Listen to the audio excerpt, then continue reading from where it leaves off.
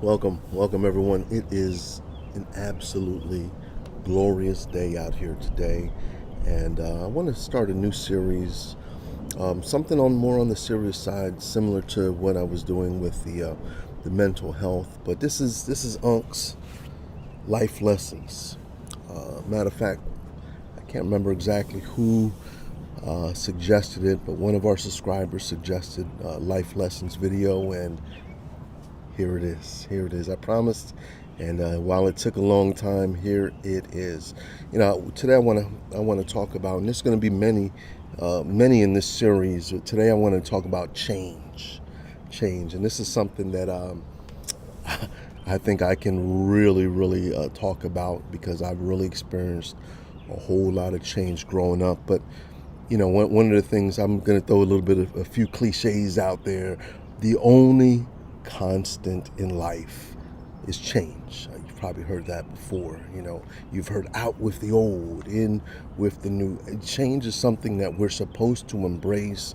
There's something that's supposed to be so beautiful. Hey, yesterday it was rainy outside, and we pretty much stayed inside the house and all of that. And then this morning I woke up and I looked outside and just like, wow, it is a beautiful day. Humidity is low.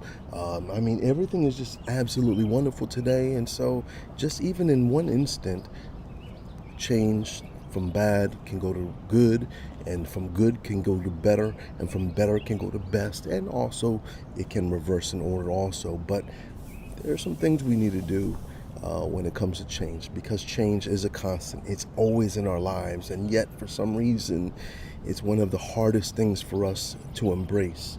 I remember reading a book called Who Moved My Cheese, and Who Moved My Cheese is all about change and people's different attitudes toward change. If in the book there's 4 different mice, hem, haw, sniff, and scurry. And all of a sudden one day they were always having cheese. In this one station they had cheese galore, and cheese was always abundant and plentiful there. But then one day they got to their cheese station, and all of a sudden nothing. There was no more cheese. And so they all had to make a decision. Well, there were first the early adopters, Sniff and Scurry. Sniff and Scurry decided, hey, look, I guess there ain't no more cheese. Let's go find some new cheese. And they left. And what they represent is those that early on, they start seeing that things are moving and things are changing and all of that. And yet they get along with it. They adapt to it. They understand that change is a constant in life and that things are not always going to be the same. And so they go along with it and try to embrace this change and try to live in this new reality. But then, of course, you got hem and haw. Hem and haw were there, hemming and hawing. Why, where is the cheese? Where are, with all the things that we've been so accustomed to, why isn't it here any longer? And so they start making lots of not just excuses, but they fold their hands and they make demands on the situation that has already changed, a situation that is irreversible. And so they continue to stay there. And if you continue in the story, they really don't break off for a while. Sniff and Scurry have already gone and found new cheese, and Hem and Haw are still there hemming and hawing. I don't want us to be a part of that hem and haw. Sometimes when change comes in, we always have the choice of how we react to it. Let me tell you a story. There was a time I was in banking, and I worked in different banks. I was a supervisor in a bank, in a call center part of the bank, a credit card division, not the bank you can walk into and pull your money out of, but the credit card division. And I would be there. One of the things with banks is, if you're in the banking industry, you've probably gone through a few names, because the big banks eat up the little banks, and then sometimes these mergers happens and they sell off a portion of their business and a portion of this business. And so what ends up happening is you've gone through lots of different changes, And every single time there has been a change, every single time that there has been a change, there has been disruption, great disruption. Yeah, I hope these sounds are really good because there's people walking by in front of me. I've got to point it this way, but there are people walking around in front, to the left, right, and all of that. And so, um, yeah, but anyway, getting back to this, change is so important that we embrace change. Every time in the bank when I was kind of got off because of people looking at me, waving at me, and stuff like that. But every time our bank merged, there was people that were going crazy. I mean, they were wondering whether they would have a job or whether they wouldn't have a job. And I remember one time specifically, I was at Household Bank, and we were merging with HSBC. No, it was Beneficial. We were in Household was buying us out. Beneficial Bank bought out Household Bank. And I remember that Household gave us, anyone who stayed, stock options, free money to stay, to continue to hold on to your job. They were giving you money, but however, you had to agree that you would stay, and then sign your name and all this stuff. It wasn't even anything hard to do. Even the terms, there was no big terms. You didn't have to stay for a certain amount of time or anything like that. You just had to stay, right? There were people, because of this change, because of this process of change, they were suspicious at the new company. They were suspicious at the stock options. They were suspicious. And so they were like, I don't want no parts of signing anything. And so they didn't sign. And you had a deadline to sign by. Well, lo and behold, the merger goes through, blah, blah, blah. Everyone who signed gets their stock options. Many, many people were sitting there, still with their jobs, but yet with no stock options now, because they didn't fill out their information in time. Why? Fear. And that's really what we're going to be talking a lot about today. When change comes in, it distorts our reasoning, it distorts our rationality, it distorts so many different things. It brings us and whirls us into this world of confusion sometimes. Why? Well, because change naturally makes you displaces you. In the story of the four mice that were in that maze, and they were at the cheese station, and all of a sudden there's no more cheese anymore. Well, they had to make a decision. Some of them had never gone beyond that little station. That's where they always got their cheese. But now, things are different. And so what did they have to do? What do you have to do if you want to be successful, if you want to grow and all that? You have to look and see change as an opportunity for growth. All right, let me tell you a few change stories in my life. All right. Growing up, unfortunately, we had to go to different schools. I've never been in the school more than 2 years. We were constantly on the move. My father was a pastor for a little while, and so at that time we were kind of hanging, moving as a result of him moving his ministries to different ministries and things of that nature. Well, then around 10 years old, my parents divorced. So after that happened, we were kind of going back and forth from mom and dad. There was 3 boys and a girl. So sometimes, mom was like, look, I'm fed up. I can't handle all these boys, and you take them. And so we'd go back to dad. But we didn't stay long with dad either. And then we'd be going back to mom. And then while we were with each of them, we had multiple moves. I remember we were living in Connecticut. We were living in Delaware. Then we moved to Connecticut. Then we moved to upstate New York. And so we did a whole lot of movement, traveling, and changes. With my mother, same situation. When we were living with her, we would be put out of apartments sometimes because she couldn't pay the rent, or because we were too rambunctious. And I remember one time we flooded out the bathtub, flooded over, and the water went into the apartment downstairs. And pretty much next week after that, we were out of there. So we did a lot of changing. And I'm going to just say right now, sometimes change sucks. And it does, because of the fact that it's the unknown. We like the known. We like the known things. It forces you to kind of operate in that area of unknown, and that's the scary part, because I don't know. Look, if you've been at a job for 10 years, you know what to expect. Pretty much, you know how the day's going to go. You've seen the patterns and things and all of that you can assess. You can go, okay, I've seen this happen before.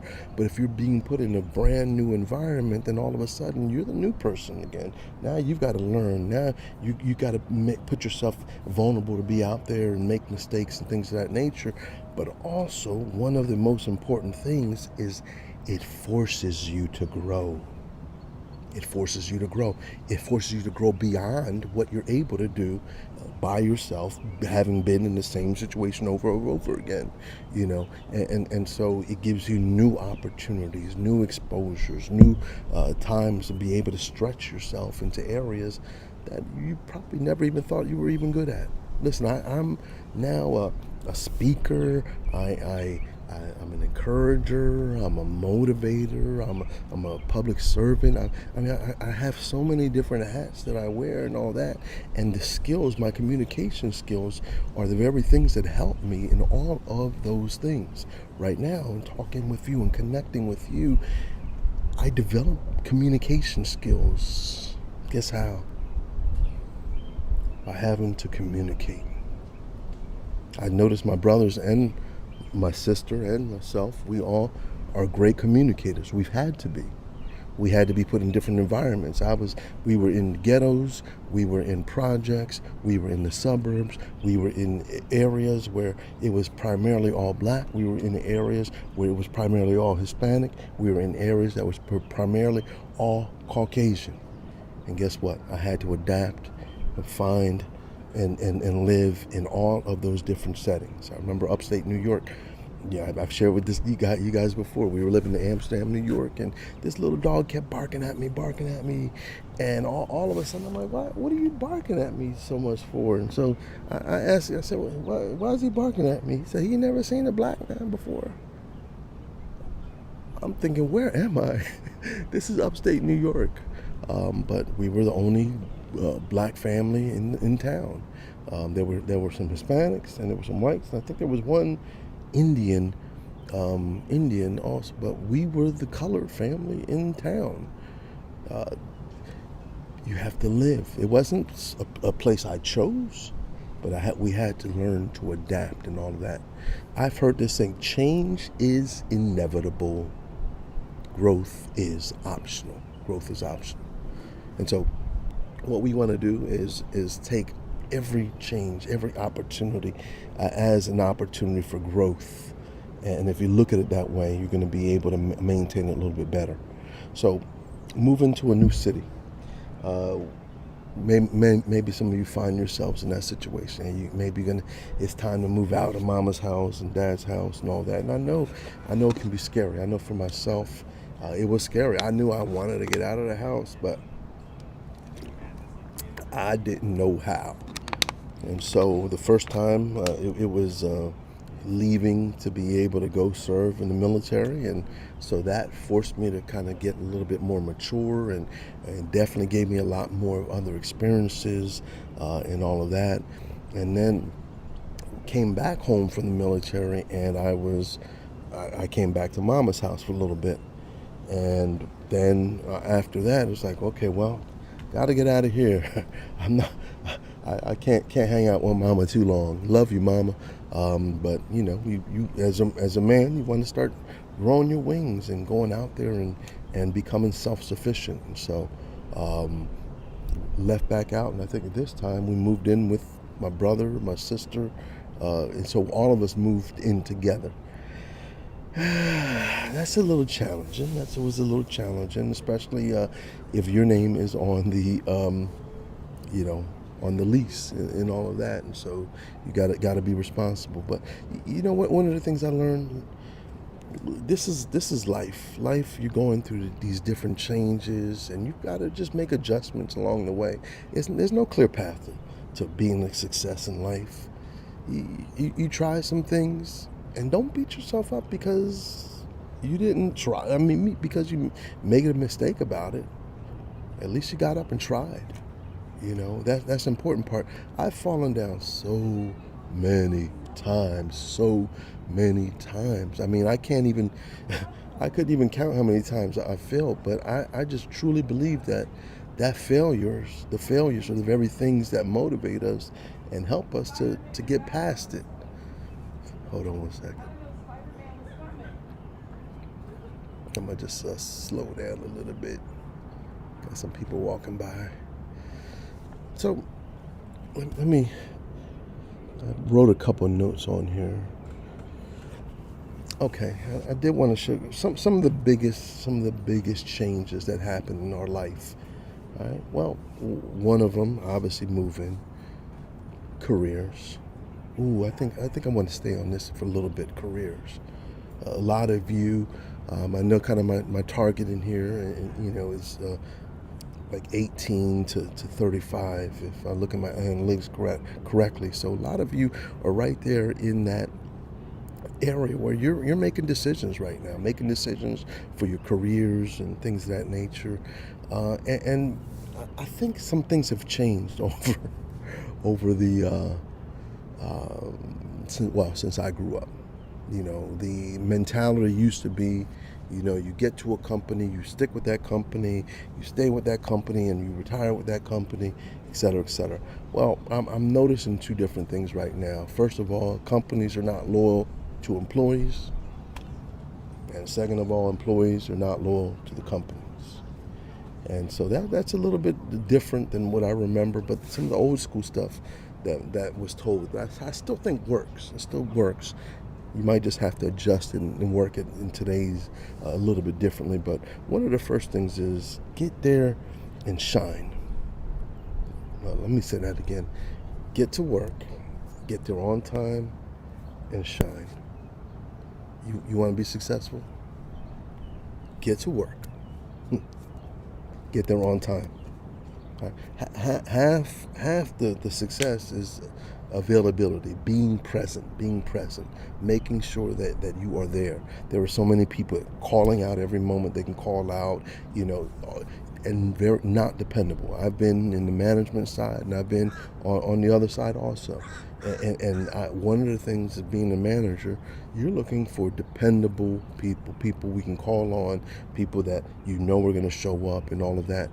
Why don't you become that? Become that invaluable person. The one, maybe they'll let everybody else go, but they go, you know what? Not this one, not her, not him, because they're so valuable. They're so dependable. They're always on time. They're always about the business. They're doing those things. And see, those things get recognized. And don't only do it for recognition's sake. I mean, you're going to get recognized. Do it because it's the right thing to do, and adopt that as a mindset. And see, if you adopt that as a mindset, that goes with you wherever you go, whatever job you go to. Any place I go, I want to do it. I want to grind. I want to shine.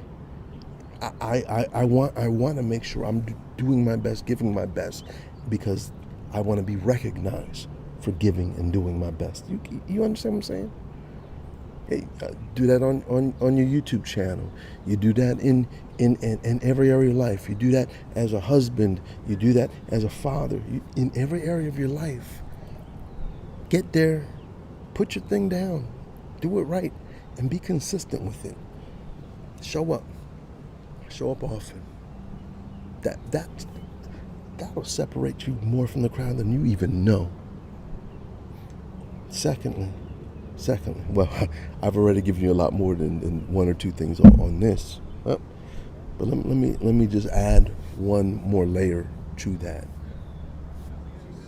Do the right things even when no one is looking. Let me say that again.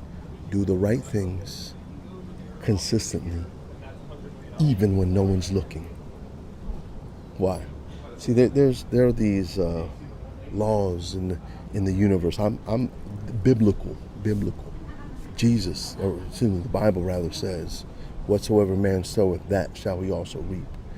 And I know that there are many other religions that have the very similar thing, and some may call it karma. Some of you may just say it's something in the universe. What you put out comes back. Whatever, however you frame it, and all that. I want you to understand this principle. Whatever you do, the effort you put in, eventually it will come back. All right? The Bible says, whatsoever man soweth, that shall he also reap. I want you to think about that for a moment. He's using an agricultural terminology.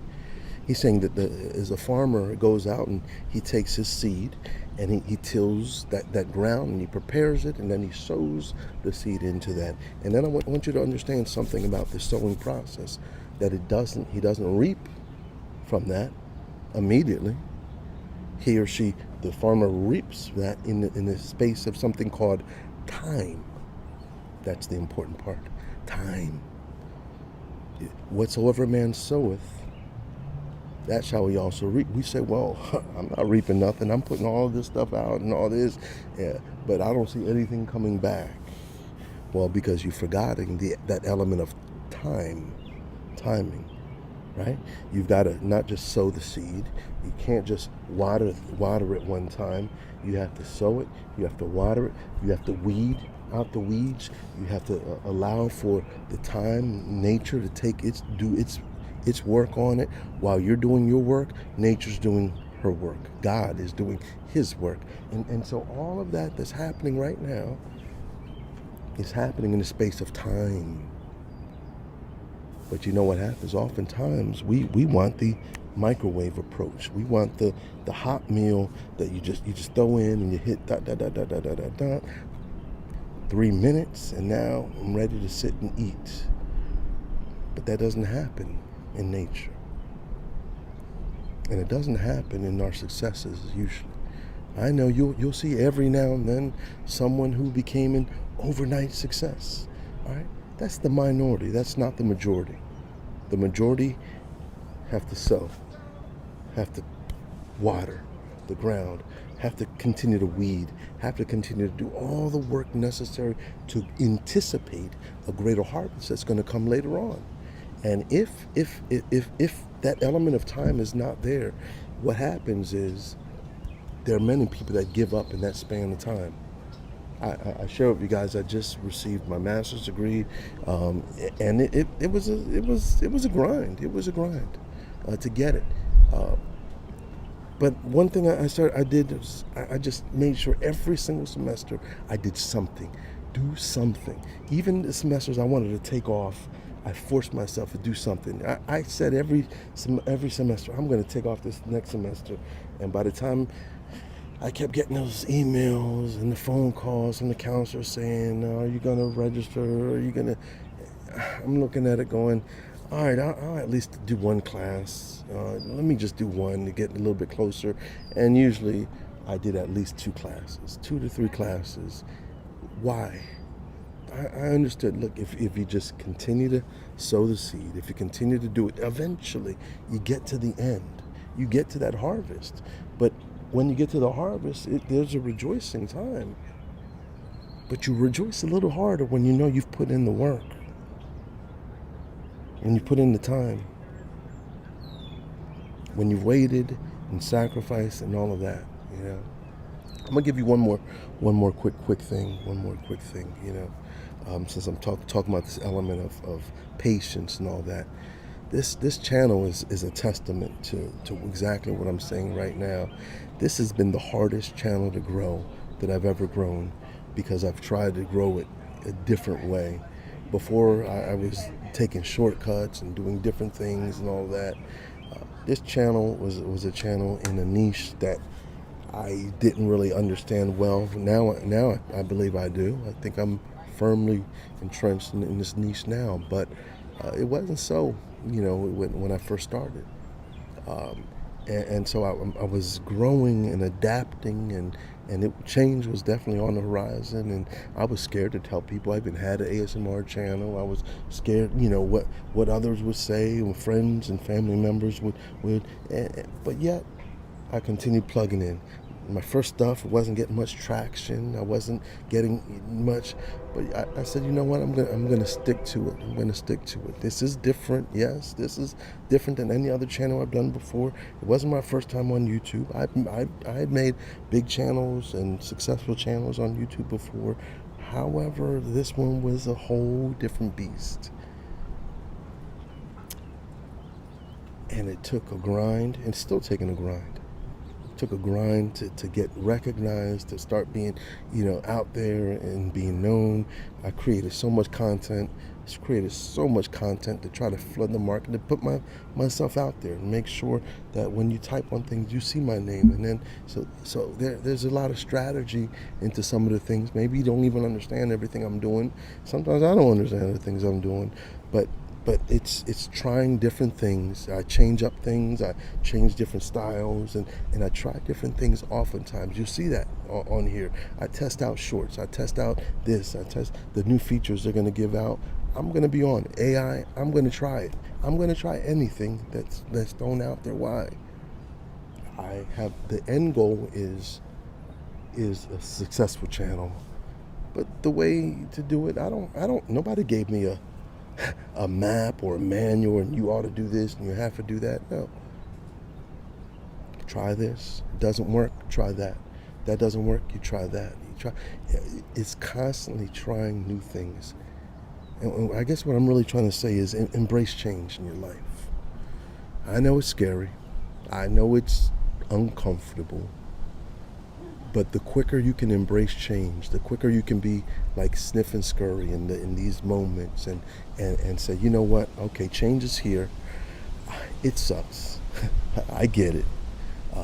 But I'm going to find the good in this. I'm going to look for the teachable moments.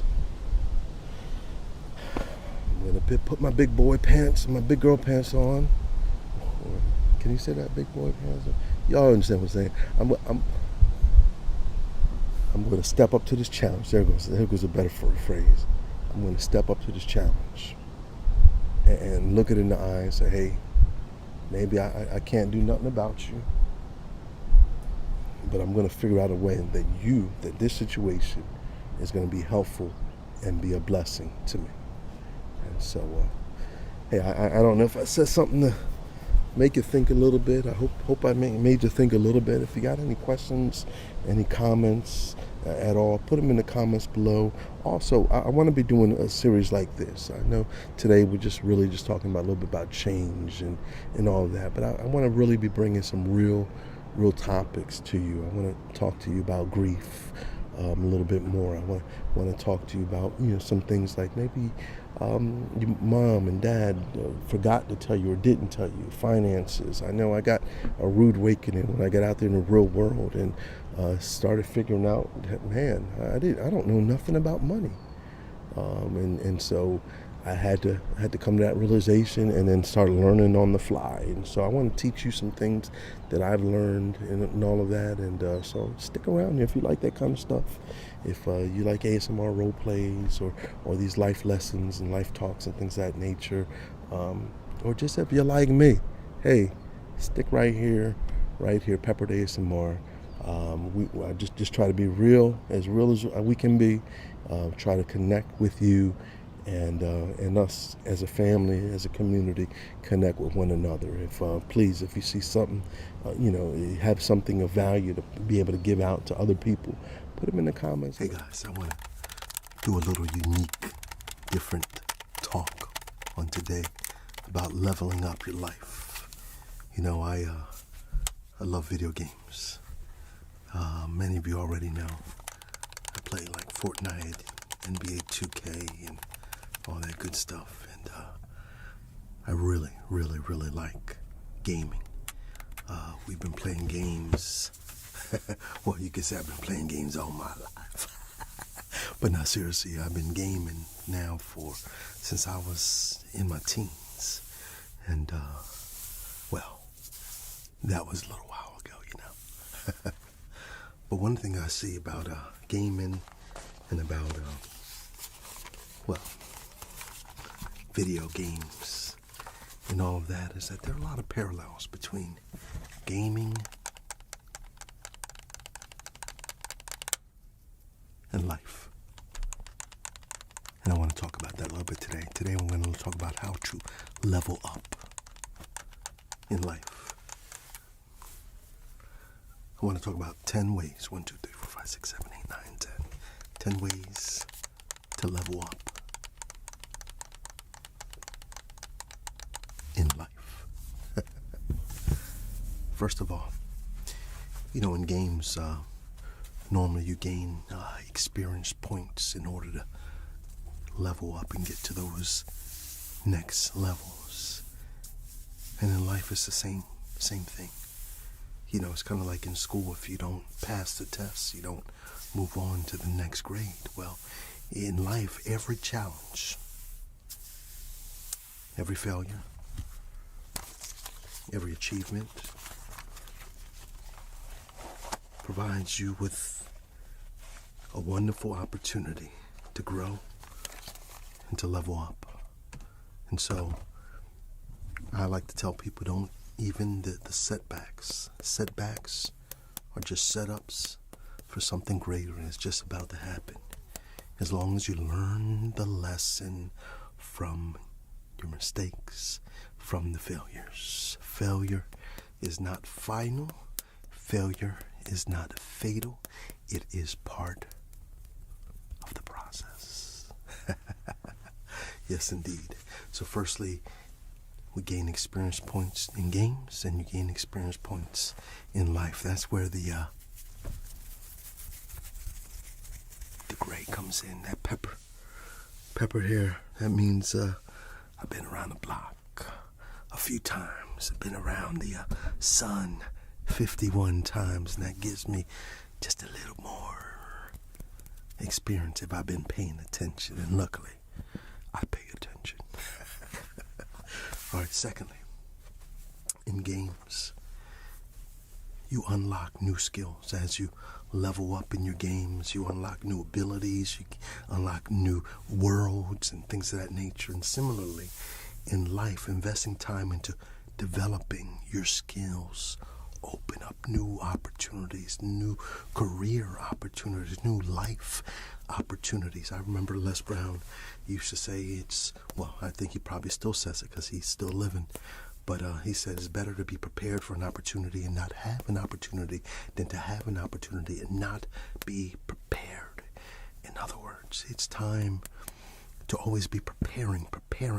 I don't know if you've seen some of the things on my channel right now, but I've been incorporating some of the new AI stuff, and some of you like it and some of you don't. And I understand whenever there's change, whenever there's something new, whenever there's someone comes to break the norms and all of that, people, don't always embrace it right away.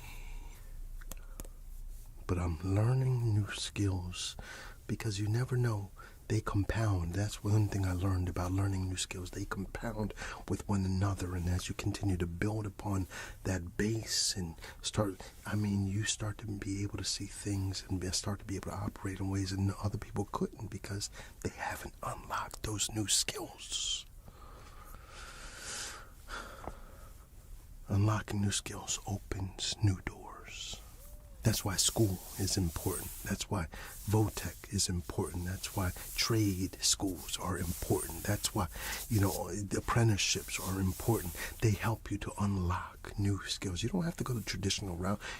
Even if you are your own business owner, you have to train, you have to learn, you have to grow, you have to find out. Even if you're a doctor, you have to continue to get other certifications and continue to each and every year to refine yourself to learn the new things that are out there. If there's nothing new that you're learning, then brother or sister, you're going to be a relic of the past. All right, get with what's new, learn it, embrace it, and allow it to help you, etc., etc. All right, three. One, I think we've done 3. Setting goals and quests See, games provide you with a clear roadmap. They give you objectives. They give you quests that you have to, in order, follow and complete. And if you do all of those things, then you can get the prize, whatever the prize is, whatever the win is. Well, what's your win in life? All right, what would that look for? And in order for you to get that win in life, you too are going to have some goals. You're going to have some objectives, and they're going to need to be clear. They're going to need to be what they call SMART goals: specific, measurable, attainable, realistic, and time. Time is the T. So there's a time frame that all this stuff has to be done by. So there's SMART goals. They can help give your life direction. They can help you to be able to have that sense of purpose. They can give you more of a framework to be able to work by and in. All right. So set goals and quests. Number 4, número 4. Leveling up your stats. See, in games, you are allocated points to improve attributes like your strength or intelligence or charisma or whatever it might be. And in life, focusing on key areas like your health, knowledge, relationships, and emotional intelligence. I think I shared with you guys a few whiles back, and I was tempted to actually do this video today talking about the importance of our relationships, but it's coming soon. It'll be part of the same series. Probably tomorrow I'm going to do a just more traditional role play on tomorrow, but anyway, one of the things I talked about is the importance of relationships. Level up in stats, gain the attributes, help yourself in all these different areas, your strength, your intelligence, your charisma, and all those things are going to help you. Building relationships, having your health right. Listen, if your health ain't right, ain't nothing else right. You can't think right, you can't live right, you can't act right, you can't do right if your health ain't right. So all these things work together. So if you want to really level up your stats, then you've got to take care of every little area. Your health, your strength, and all of those things. Now, number 5, finding mentors and guides. Mentors and guides. Now, games often have something called NPCs, non-playable characters. The non-playable characters, sometimes you'll run into them, and big old bubble will come up, and there'll be a great big, something in there is talking to you and telling you something, and they're going to provide you with guidance. They're going to give you clues about where to go next and what to do, and so I want you to think about that in relationship to mentors. All right, mentor usually has gone through or seen similar circumstances, situations than what you are. You're not going to be looking for a mentor, someone who has no experience in that area. You're looking for someone who is experienced, who went already through the different challenges and came out the other side, who has been battle tested, and they've already become victorious, and now they can share, they can drop knowledge on you, they can give you guidance. They're like those non-playable characters in which, boom, the bubble comes out and it says, hey, you might want to do this.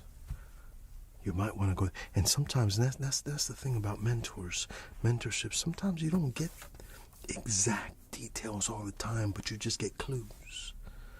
Right? A good mentor isn't just going to get out the way and let me just do it for you, or give you the full step plan from A to Z or anything like that. No, but they're going to give you the clues, and you've got to always keep your eyes open.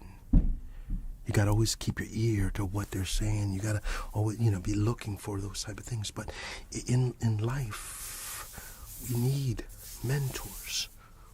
We need information. There's so much confusion out there. Many of you already know, I love the Bible. I studied the Bible. And there's in Acts chapter 8, there is a story where there's a man that's had been reading Isaiah the prophet for a long time, and all this time, and then someone comes up to him and goes, "Do you understand what you're reading?" And I love this statement he says right afterward. The Ethiopian eunuch says, "How can I, except someone guides me?" In other words, all that time you've been reading, all the years that you've been traveling to Jerusalem and all that, reading these same scriptures and didn't have a full understanding because there was no person to guide them. Listen, I'm one of them people that I'm ashamed to say this, but I'm usually a one-man crew.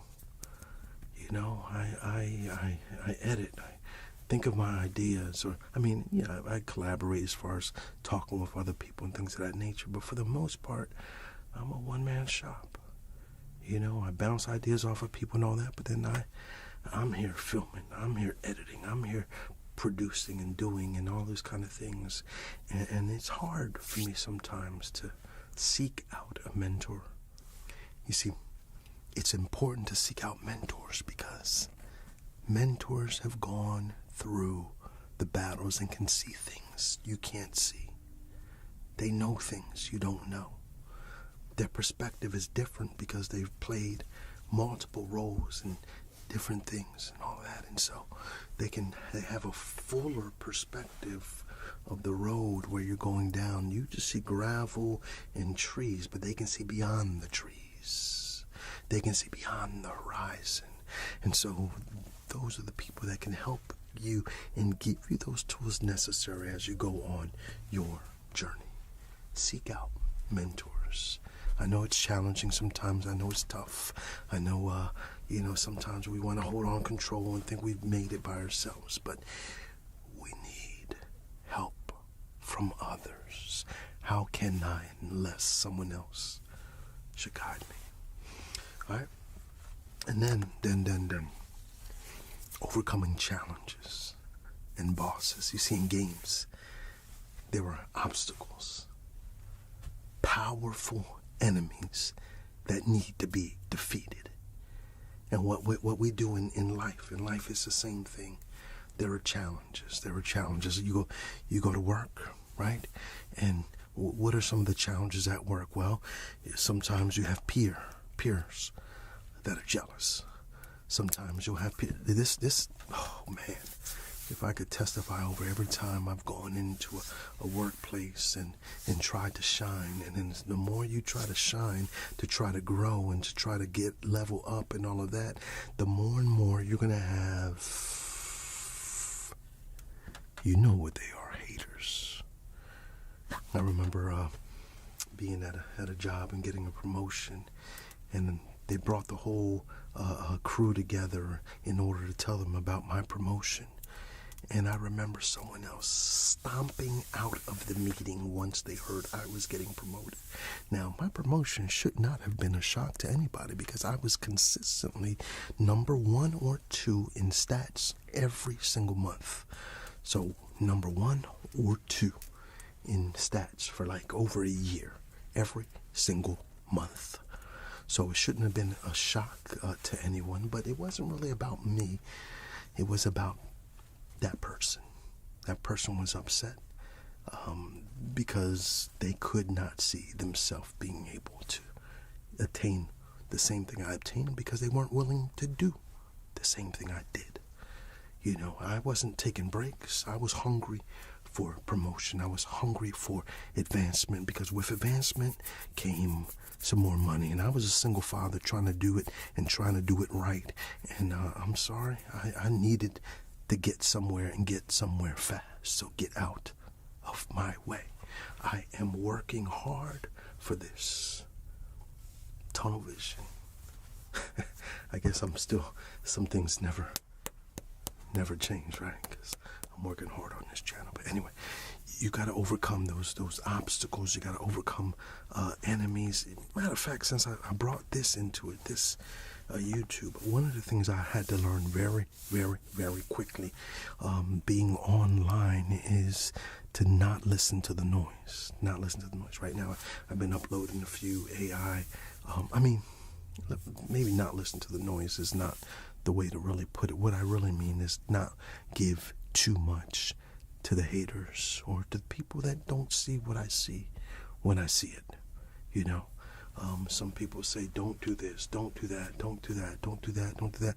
But they don't really understand the thinking behind whatever is being done, or they can't see the direction that you're really trying to go, or they don't, even if you don't agree with, you know. And it's tempting to always bend to what someone else says. And one of the things I learned online is you will never, ever, ever, ever, ever,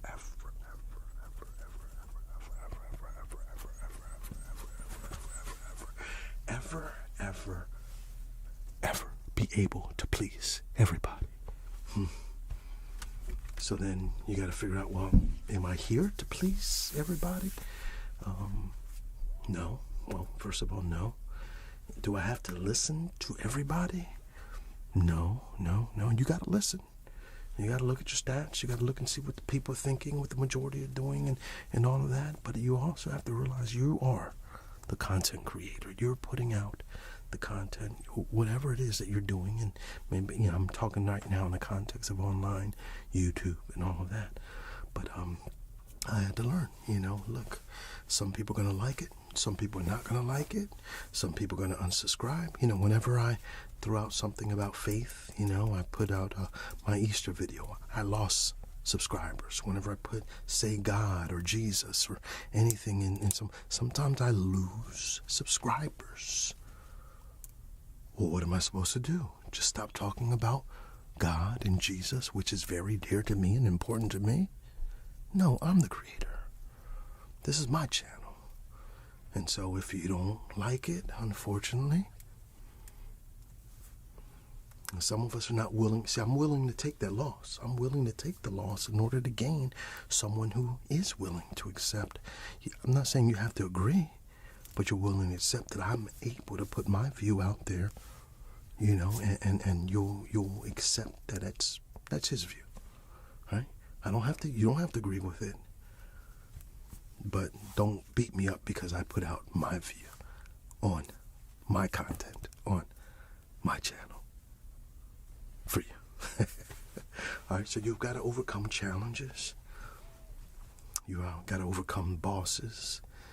You got to overcome trolls, haters, peers, people that see you as a threat. See, everyone isn't happy when they see you growing and you leveling up and everyone's not happy. But continue to do. You got to overcome. Embrace the challenges, embrace the bosses, and see them as opportunities for growth and personal development, okay? Number, what are we on? 7, good number. Teamwork makes the dream work. I like to play a lot of Fortnite. And I play a lot of solo games. But then there are times where I want to play duos, trios, or squads. And I can't play solo the same way. I play with others. See, you want to team up with others. Just like we were talking about mentors and all that. This is a little bit different. Maybe, like, here's an example, collaborations, right? YouTube. I've luckily been a part of a few collaborations. I've created a few collaborations for others to be able to get on board also. And I think those are wonderful, wonderful ways of coming and team working with others. And so many games, once again, they encourage you to play with others, and the goal is still the same, right? You're just doing it with a team. And you've got to operate differently with a team than you do solo. And so I encourage you to find your team, whatever it is. If you're doing real estate, you're going to need a team. You're going to need a lawyer. You're going to need lawyers. You're going to need scouts, people looking out for properties, things of that nature. You're going to need good closers. You're going to need people to rehab. You're going to need a team. There's just certain things you cannot do if you're going to do something big. Certain things you just can't do by yourself, or it's going to be very limited because you're doing it by yourself. A team is going to help you do much more than you can by yourself. You dig? Okay, all right. I think we're winding down to the last three. Well, in games, you earn achievements, you earn rewards, and you celebrate those things, right? Boom, you leveled up, and then there's a explosion kind of thing that happens on the screen because you've leveled up, or things of that nature. There's a different sound bite that comes out because of you leveling up, or a cheer, or whatever it might be. Somehow you are incentivized by throughout the game, by these different rewards and different achievements and different levels. I play NBA 2K, and depending upon what level you are, some people don't play with people that are level ones. They only want to look at people in the level 20 or level here or level there, and whatever it might be. So with each level comes a certain sense of status also. And so we want to level up. You want to celebrate your wins, no matter how small they are, and use them as motivation. Use them as motivation to be able to continue pushing forward. All right? So celebrate your wins, no matter how big, no matter how small, and use them as motivation to keep pushing forward. Ooh, we are almost there. We're almost there. Yeah. 2 more. Let me get a little potpourri fragrance in order to close this out on today. That actually smells pretty good. Potpourri before you go toilet spray. It actually smells pretty nice. In games,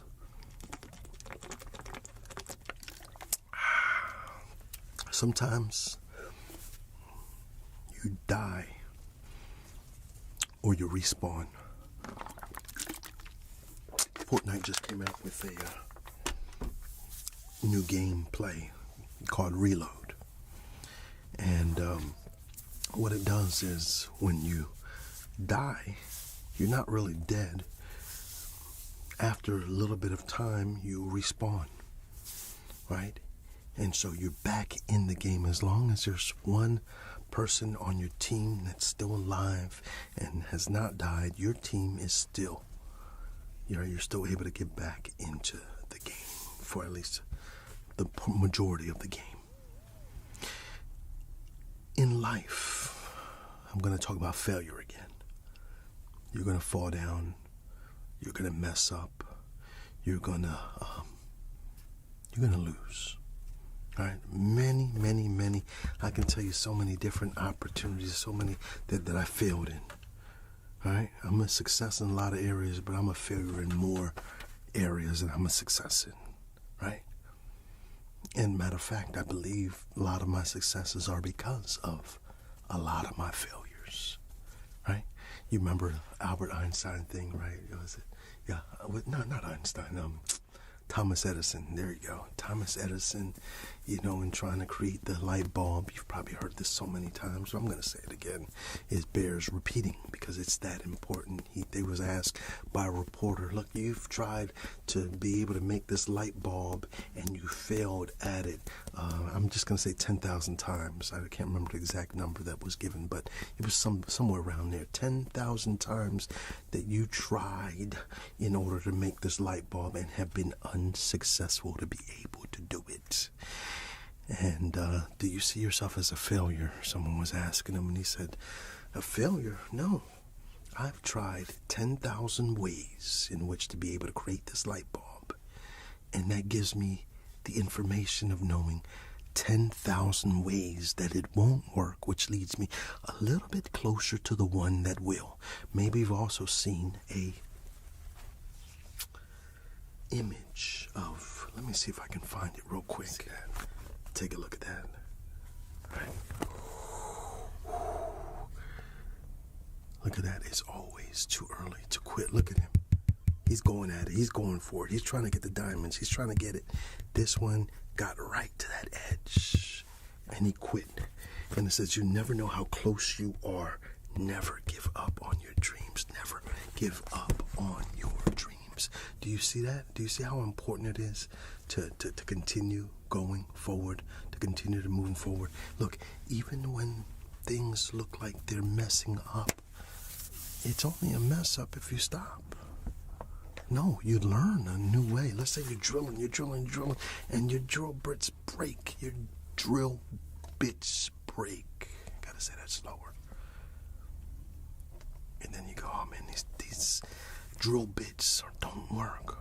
Well, go find some more expensive one. Go get some ones that are more hardened, diamond fronts or whatever you call them things. I'm not into all that kind of stuff, but I know that there's some people put diamonds on the front of it because of this. It's so hard to break and stuff like that, and so it's able to get through some things. So, but what I'm really saying is, it might not be this way, but failing in this way is going to lead you to another path that you might also fail. And then you learn the experience from those ways, and you take another path, and then you get to that path, and then it's like, okay, well, that's not it. And then you get to another path, and you go, oh, it's smooth sailing from here. What? This was the path I was supposed to be on all along. Hey, listen, I feel a little bit like that right now on this ASMR channel. I tried this channel, I tried that channel, I tried that channel, I tried that channel. And yet this is probably the channel I would have least suspected would be my fit. But my fit it is, my friend. But how could I have found this? Unless I tried that path, and not just tried the path, decided I wasn't going to give up. I wasn't going to stop trying to search, trying to look, trying to find my place, my space, my style, my niche, my thing. Don't give up. Don't give up. Continue fighting, but don't just keep doing the same thing also. Respawn with perseverance, with a new perspective. You failed, you messed up. Now get up and go, okay, I'm not going to go down that path again. So 10,000 ways I've learned not to do is leading me closer to the thing I need to do and I know to do. And once I see it and find it, that's when you're going to be in your sweet zone. In that sweet zone. You know, when you bat, the bat, there's a sweet spot in that bat, there's a sweet spot in that bat. And that's what you want to find, that's what you want to hit with. But you got to find it, and take some time to do so. Well, we're coming down to 1, 2, 3, 4, 5, 6, 7, 8, 9, 10. Número 10. And this is where if you're going to level up in life, a reality is you can't stop exploring new areas. Listen, one of the things I like about Fortnite is it forces you around the map. The storm comes, and the storms are coming, and you gotta run from the storm, but it forces you into areas that you probably never like to really go into, or different towns where you don't like to go, or you just haven't gone. Eventually, you are going to be on that old map when they start out a new season. You haven't traveled to any of the different areas. But by the end of the season, I guarantee if you've been playing, you've been around that whole map a few times over. Why? Because you have to. It's part of the game. Well, in part of this game of life, the game of life, if there are new levels, there are new areas, there are new worlds to discover, there are new things to find out, and in order to do so, you've got to step out of your comfort zone. You've got to go into different lands that you've never known. You've got to see things that you've never seen. You've got to experience things that you've never experienced. You've got to learn things you didn't even want to learn, and all that. But all of those things help to compound. Your knowledge is going to grow. Your mind is going to grow because you are putting yourself out there in order to grow.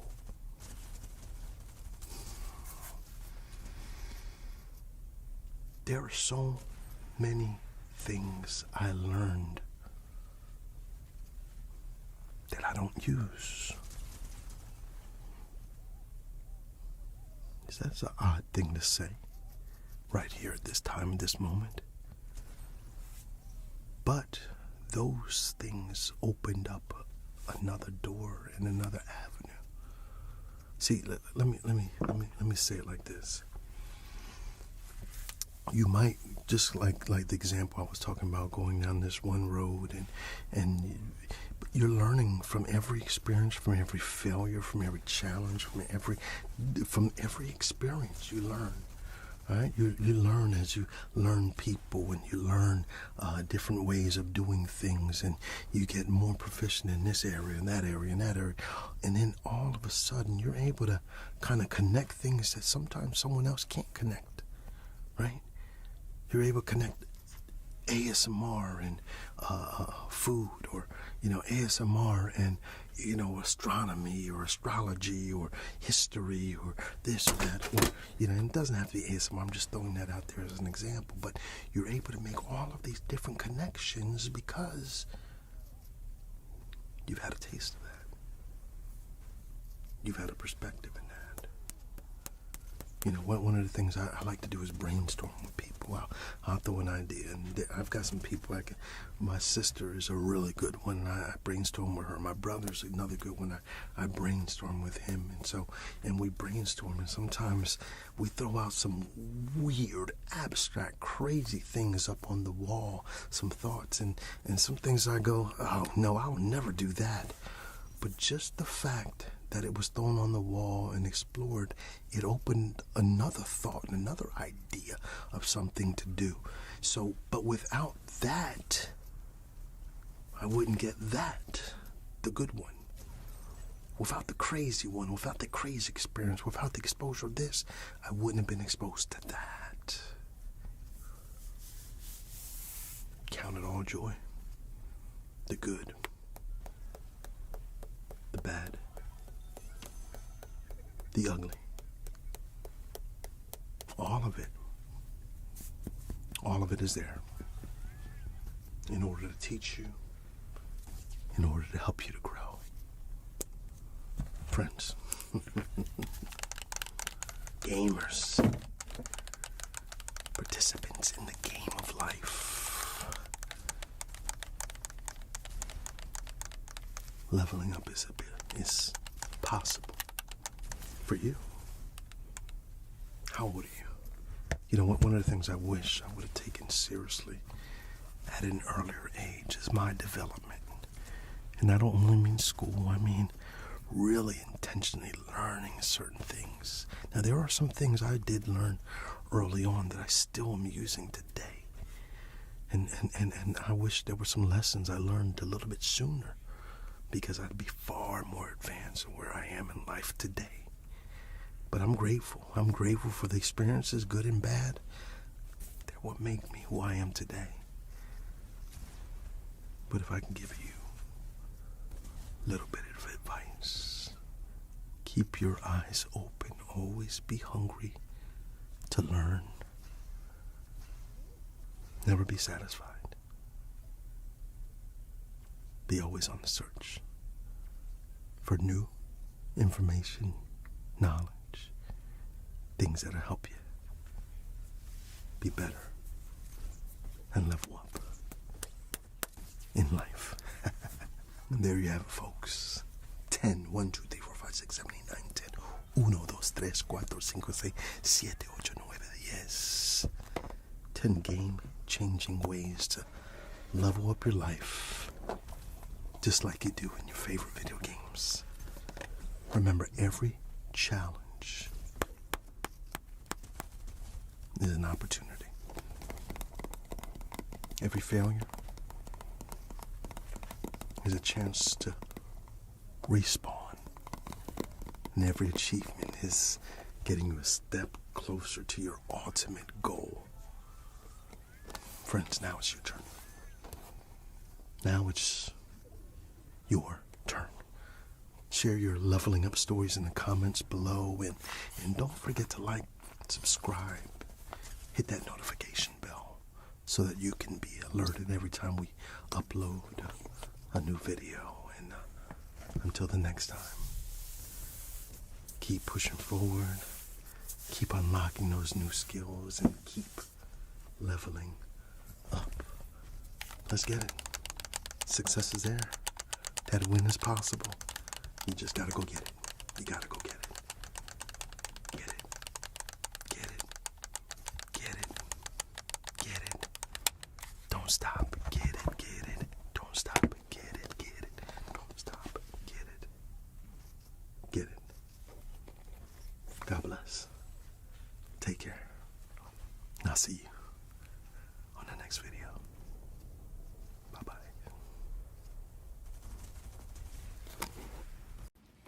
I used to be the life of the party. I used to be the class clown. I used to be the one of the popular kids in school. Sports kind of elevated me to a certain level, and people started looking at me more in my latter high school years than earlier. I was oftentimes because I bullied a little bit because I was chubby and had glasses, and hair was kind of unkept, things of that nature. And so I was bullied a lot, and then I kind of came into my own in high school, got rid of the glasses, put in contact lenses, got on the wrestling team, was a captain of the wrestling team, and so that really kind of put me in a whole different level in high school. And then beyond, I just started kind of walking in that and growing in kind of understanding who I am and being more and more, confident in myself. I work around lots of people. I've always been a people person. I mean, I think you guys can probably see it come through in a lot of videos. I communicate with people. I empathize with people. I sympathize with people. I mean, all of those type of things. And so I've been around people and I'm a people person. And let me back up a little bit too. My mother, people person, dad, people person. Matter of fact, both of them charismatic, both of them. And so being around people was something natural. But today, something's different. Something's different, not just with me, but I'm seeing it in a lot of different places. This word called loneliness. In loneliness, you can be in the middle of Times Square. You can be surrounded by people. You can be in, whatever gathering, and even be functioning in that gathering and still be lonely. I'm sitting in the car recording this. I had to get away from everybody.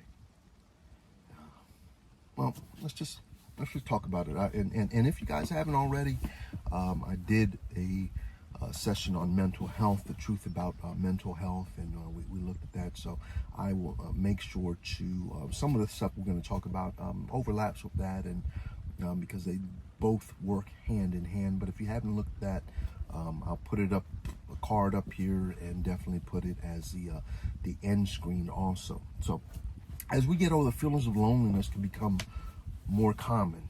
Sometimes people lose partners, they lose friends because of situations. You might have to move away, or maybe even cognitive decline, or whatever it might be. There are millions of adults. I guess I'm focusing on adulthood, but this phenomenon is equally challenging to youth, especially in this day and age. And we'll look at that a little bit. First of all, we've got so much access to stuff right now. Social media, friends. I remember the first time that this happened to me, and I'm sure this probably happened to many of you also, that I was in Walmart and someone that was on my Facebook friends list, I saw them in person. I actually got a little bit excited, like, oh wow, we're friends. And I went to them and I'm like, hey, how you doing? And they looked me right in the eyes and walked the other way. I remember standing there in that aisle going, okay, all right. And this is like early on in Facebook and social media. Just because you have 1 million friends and you have the max amount of friends or followers or whatever it might be, subscribers and all that,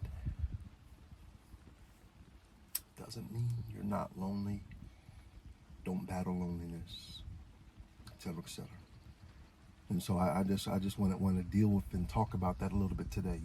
We've got so much access, but I think what's happening is we're creating artificial relationships.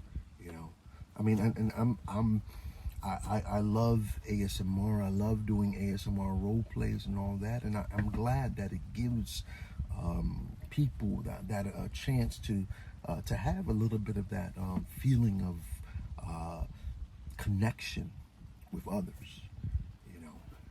However, let's just be totally honest. It's artificial, and the relationships that we really need to be fostering are those that we can touch and feel and talk to and all that, and be able to give and take from also.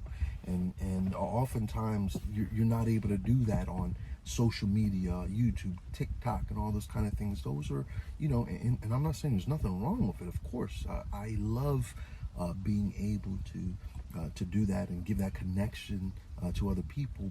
But if that is the only thing that you're going after, all these artificial types, then there's something bigger that's being missed. So we'll talk about that a little bit. I think in this world we've been kind of conditioned, in this current world we've been kind of conditioned to isolation, and especially in the American culture and a lot of other cultures. You have a family and friend units that are all together. But think about the way we grow up. Our children in the American culture, it is you grow up and you send them out, and then you stay alone. You hear this thing called empty nest syndrome. In a lot of other cultures, it's no, we stay together and we support each other and we grow, and and maybe a few break out, but then a few more go with them, and so you're always kind of around people, and usually love people, loved ones and all that. But in our culture, in the American culture, that's what it is. And I'm Dominican and Puerto Rican, but I was born here in America, and I have assimilated into this type of culture, and or our family has, rather. This is all I've known for the most part.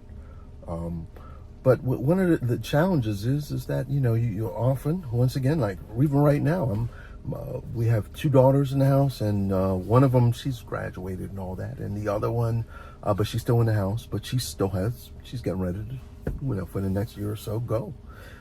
We have another daughter, the youngest, and she has about 3 more years of high school, and then more than likely she's going to be gone, and we're going to find ourselves, my wife and I, with that empty house.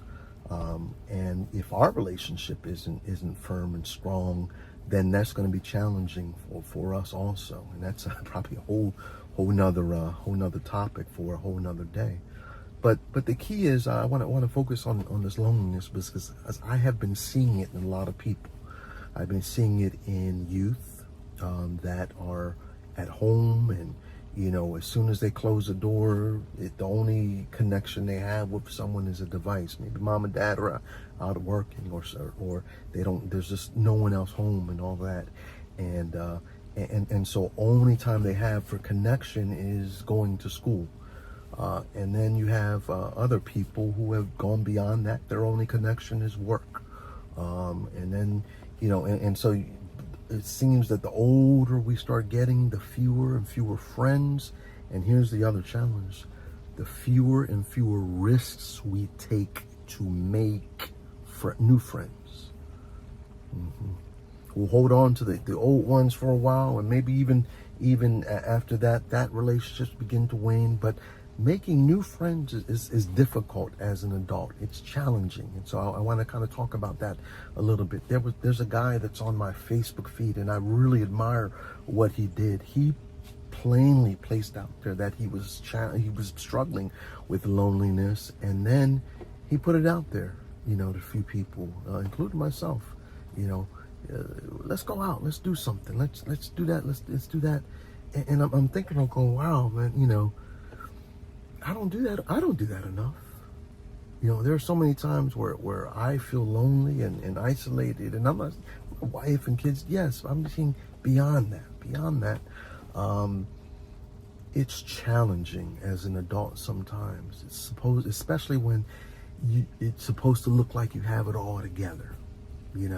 If you look at my life and you really know me, from the outside, it looks like, oh my goodness, he's got it all together. I mean, he's got the nice house and the family and the this and the that.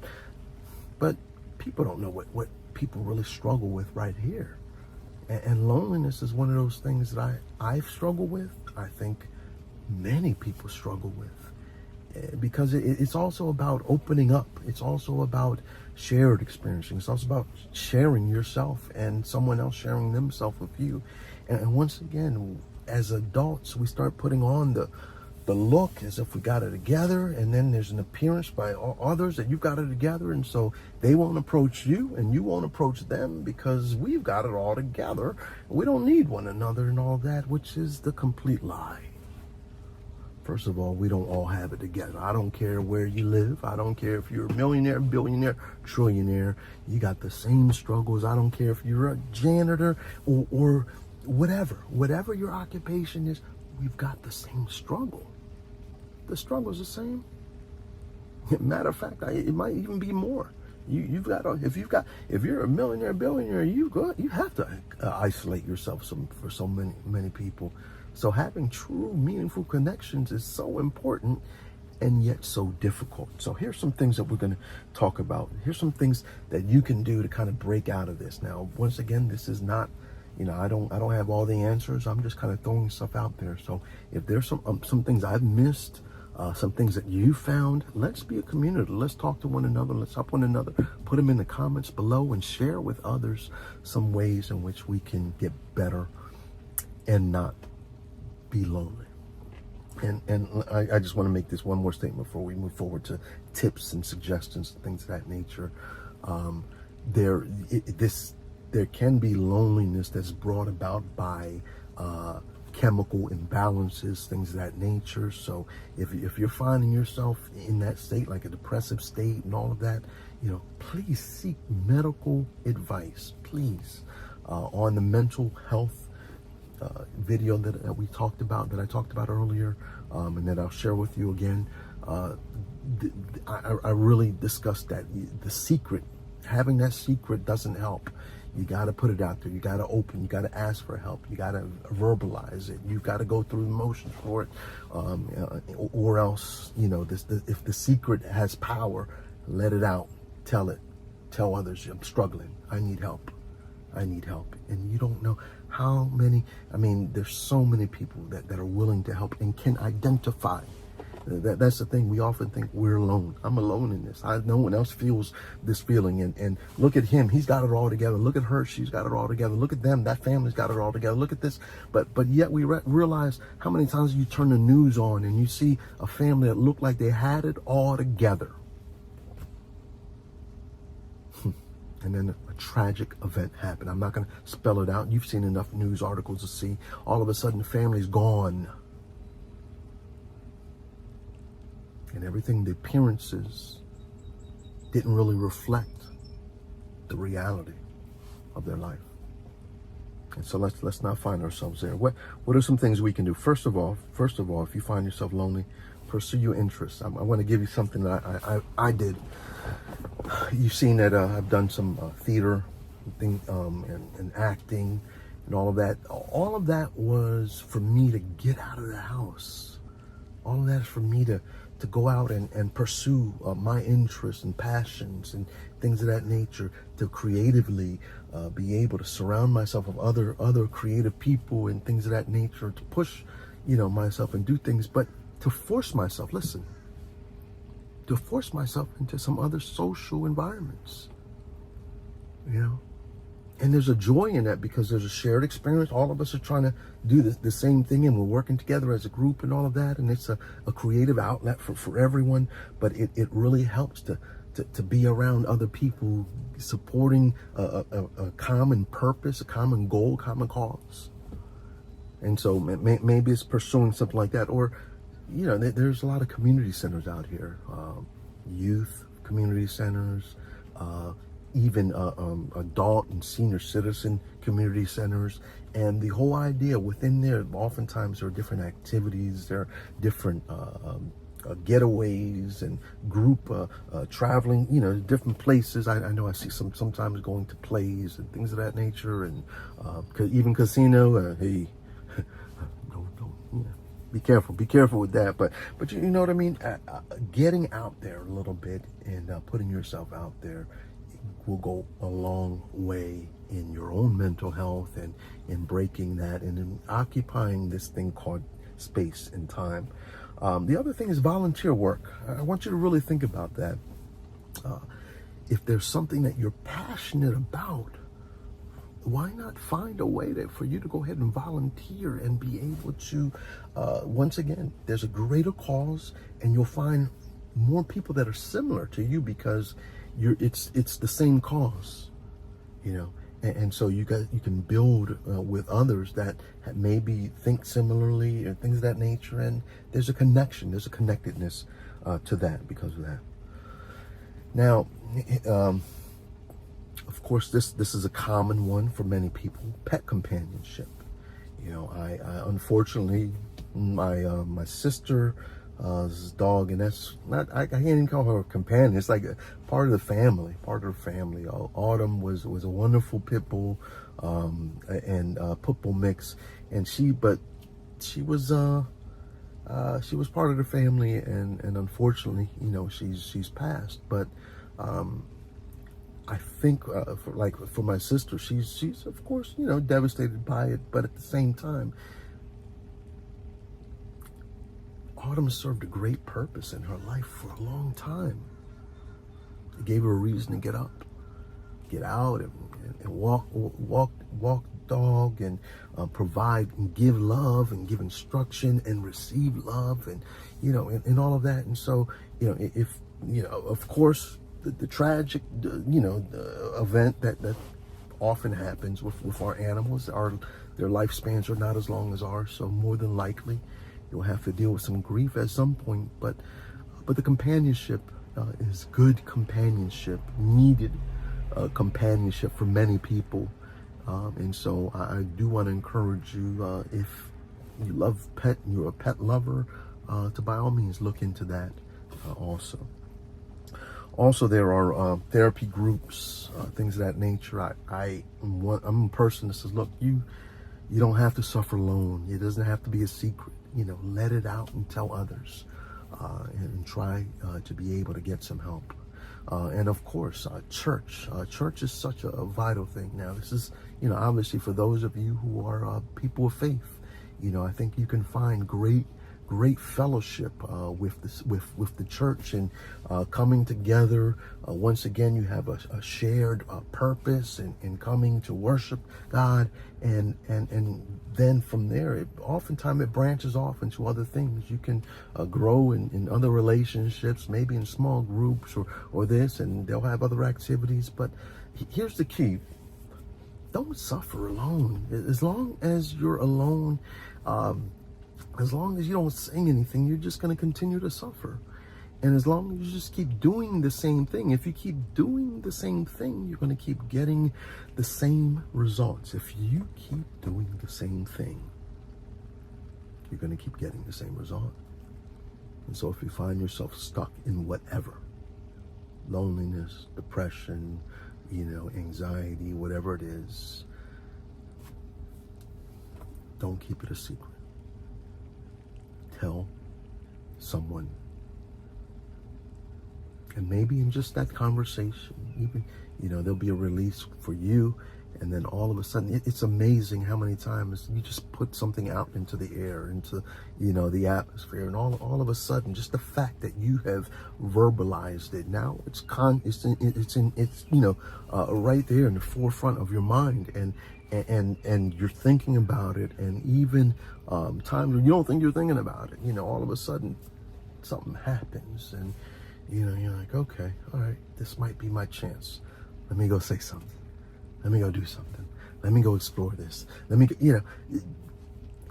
brother, sister, friend, you don't have to suffer. You don't have to stay in whatever state you're in. Don't believe that lie. This is just how I am. This is just how it's going to be. Things will never change. Those are lies. And sometimes they're lies we tell ourselves because we don't really want to do the real hard work that it takes to get past it. But I'm saying it's worth it. It's worth it. It's worth it. You don't have to struggle. You don't have to stay in that pit. You can do better. Now, I hope you take my challenge. I hope that this encourages you. And if you have any questions, comments, anything at all that you want to add, go ahead and put it down there in the comments below. And hey, don't forget, I did another video on mental health. If you hadn't watched that yet, check it out here. Bye-bye. God bless. Take care. Don't forget. Just because you're in this place doesn't mean you have to stay there. You can be better. You can do better. Go for it.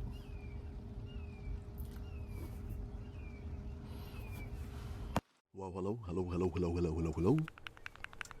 hope you guys are doing well on today. This is a ASMR ramble chant once again, and today we're going to be talking about something serious. I know there's a smile on my face and all that, but we're really going to be talking about something serious and important. And I don't, I'm kind of purposely smiling because I don't want people to kind of tune away and think like we're going to be in depressive state or anything like that. No. We're trying to jump up out of those things is really what we're doing. We're trying to get some freedom, get some help to get past that loneliness, the depression, the anxiety, and all those things that hold us back from living the fullest life possible. Mental health has always been a struggle since man's been on this earth. And our emotions, we have emotions, and sometimes it's hard to rein them in. Sometimes it's hard to regulate them. Sometimes they kind of go out on their own and do those things, and sometimes we can't even understand them. Why do I think the way I think? Why do I feel the way I feel right now? And so I want to talk about that a little bit. First of all, when we're dealing with mental health, the important thing to definitely be able to share and to say is that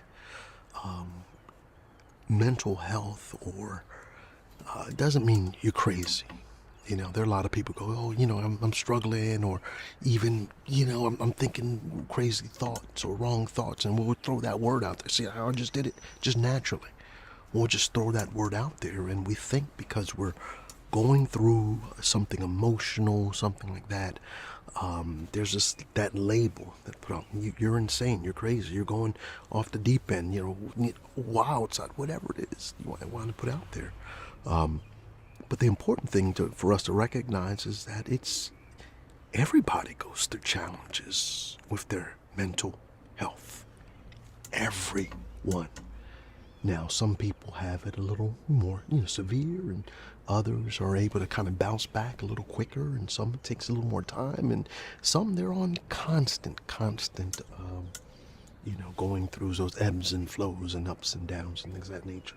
So we want to make sure that one thing about we kind of destigmatize the labels and the ideas around mental health, and I really think over the years we've actually done a pretty good job with that. I remember, earlier in my life, it wasn't really a lot talked about a lot, and there is a lot more information, about mental health. There is a lot of resources online, and especially us coming out of this COVID, all of us know how important mental health is. Let me just share with you something. I was struggling with mental health during COVID, and I'm sure that's nothing that anyone else hasn't had to deal with also. But it was challenging, and if anything, it taught us that we have to sometimes. How do I put this? Well.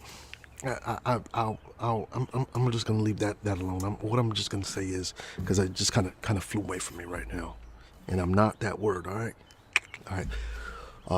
But destigmatizing it and saying, look, it's okay sometimes to not be okay. All right, it's part of life. Now the problem is when I can't shake it. When it's been going on for a while, so some days I'm mad and upset and angry, and sometimes it carries over a day or two, even.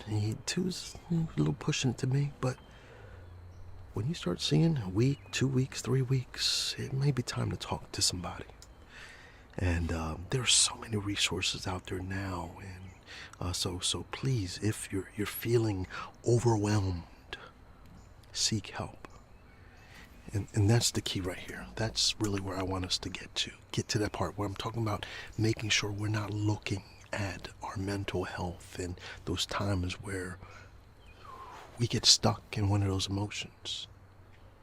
Depression, fear, anxiety,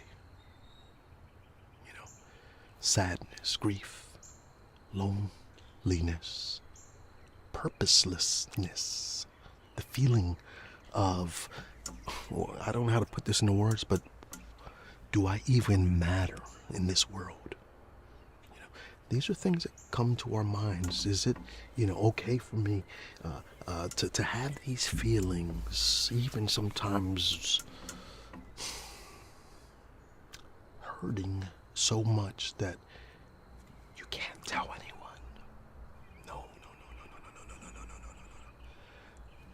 When it's a secret, it's going to hurt you. That secret that you're holding on, and how you're feeling and how you're thinking, and all those type of things, and you don't think anybody else will understand. You don't think anyone else can be able to identify with what you're going through, and so you zip the lip and suffer in silence and think it's just going to go away. It's just going to go away. Just give it a little more time. Maybe you're even seeing people are saying things, and people are asking you, are you all right? And you're putting the face on for a moment, and then you're right back. Put the face on when you have to go out, and you're right back. Or maybe it's even getting harder to put that face on. People know something's going on. You definitely know something's going on. But yet many still suffer in silence. Rather put on the mask than do the work. And that's where it is. It's work. During COVID, I had to reassess myself. The type of employment that I have, I really deal with a lot of people, and I found that my tolerance for others was starting to wane as a result of my own state. And normally, hey, you guys see me on here, and while you don't know me personally, I think you can see some clues about the kind of man that I am. I love people. I care about people. I like to help people. And so I surround myself. I'm in a field where I help people. That's what I do. But it's hard when you're hurting. When you're hurting, to be the helper for someone else.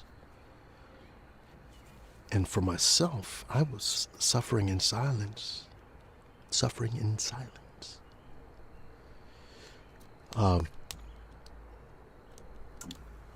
Came to a point where my wife said, "Look, you need to talk to somebody. You need to do something." And I wouldn't, and I probably was resistant because of fear and embarrassment and things of that nature. You know, if I go talk to someone, I'm supposed to have it all together. I'm the one people look up to. I'm the one people run to for strength.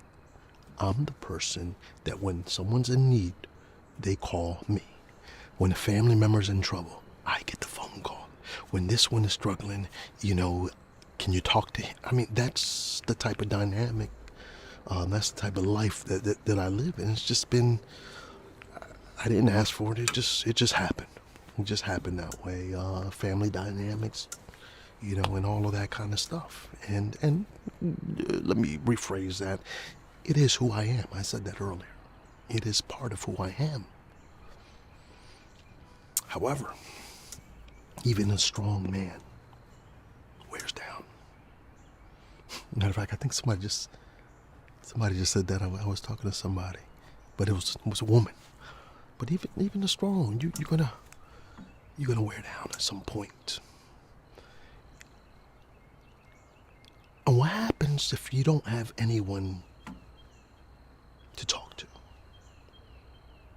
What happens if you do have someone to talk to, but you won't talk? I've talked with some people, and finally, there's a few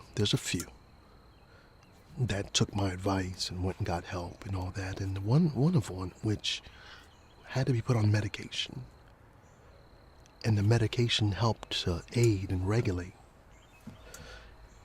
emotions and all of that.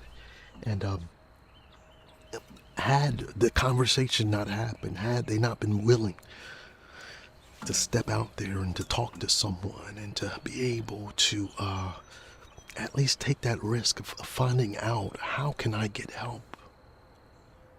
They wouldn't have been classified. They wouldn't have been, and I know that's a fear also, misclassification and things of that nature. And you may have heard a bad story about this one person or about this other person and all that. But I want to just say this: you're going to continue to struggle for as long as you keep silent, and so it's worth taking the risk of opening up and sharing. If you need to go to a psychologist, if you need to go to a psychiatrist, then then do what you got to do. A counselor, wonderful resource that we had through my wife's job, and there's some telehealth. We have telehealth through her work, through her insurance, and that has been a blessing. Listen, I have a hard time talking to people about me. In the general sense, no. Generally, no. But when it comes to deep me, it's hard to talk to everyone because you don't know who you can trust. You don't know who you can share. So I want you to do yourself a favor. Don't share with everyone, but find a confidant. Find someone that will listen and that you know cares. Mm-hmm. So here are a couple of strategies. Listen, I should have put this disclaimer earlier. I am not a medical professional. Anything I'm saying is just my own personal opinion, and I'm just throwing it out there for you. And if it helps, if it fits and applies, use it. If it doesn't, hey, this whole video, eat the fish, throw away the bones. All right. But here I want to give you just a few strategies, a few things to kind of help you get past those moments. Whatever you're going through, whatever your crisis is, I mean, these are just some ideas, some thoughts. I don't know if they'll help completely in whatever situation you're in, but it's a start. It's a start. First of all, and this is something we all probably know, but don't do enough of.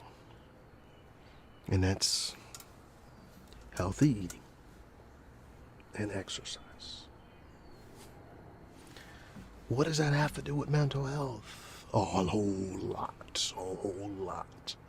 First of all, probably one of the best things for our bodies is exercise.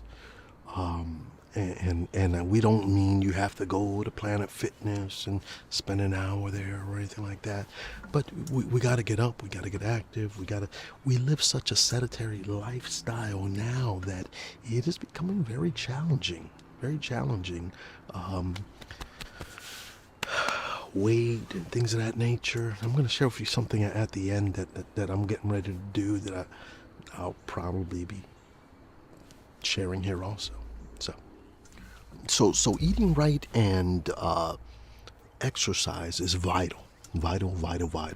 Well, first of all, you've heard the old phrase, you are what you eat, right? If we're eating a whole bunch of bad food and McDonald's and this all the time, that stuff's going to weigh on us.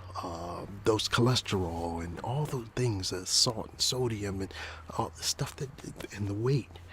It becomes to weigh us down. We become more sluggish. We're not as sharp thinking wise. And so it's really important for us to start getting back and exercise and eating right. And here's the great thing about exercise. All of these different chemical explosions happen in exercise. A lot of the chemicals that are manufactured try to replicate what the body is already doing. And so if we go out and we exercise each day, have you gone out and taken a good walk and then kind of gauged your sense of well-being and how you're feeling and how you're thinking? More likely than not, after that exercise, after that walk, after that run, after that jog, after that swim, after that game of basketball, game of baseball, after whatever those activities, if we've done them right, don't overstrain yourself or anything like that. But if you've done it right, you're gonna feel better. Well, think about that for a moment. I can intentionally, when I get myself in one of those pits, I can intentionally get on the treadmill, hit a boxing bag, do all these things in order to help the body to start to release all these chemicals. So we get all these beautiful chemicals, endorphins. First of all, endorphins are like painkillers, really. The body sends this out, and they're also mood elevators. So all of a sudden endorphins are going around, and then dopamine. You've heard of dopamine before. That's a definite feel-good chemical. And in dopamine, you've heard people don't take dope. Well, the body creates dopamine. The body creates dope. It's a neurotransmitter. It plays a crucial part in the brain's reward and pleasure system. And so, endorphins, dopamine, serotonin, as well as many others. These chemicals are produced and they help you to gain well-being. not just at that moment, but it progressively will help if you continue on this path of eating right and also exercise. Something else, one of the things you see that I placed on this channel was guided meditations. It's something that I've been using for years, and that's why I create them, because I found so much help in guided meditations, and so I wanted to share with you guys also. And I hope to do some more in the future, and you actually learn a little bit more on how to make them more effective. But meditation, I think if anything that could help, it's meditation, stopping, looking inward, reflecting, being still, trying to still this mind that I have. Listen, do you see how many videos I put up in the last 2 years?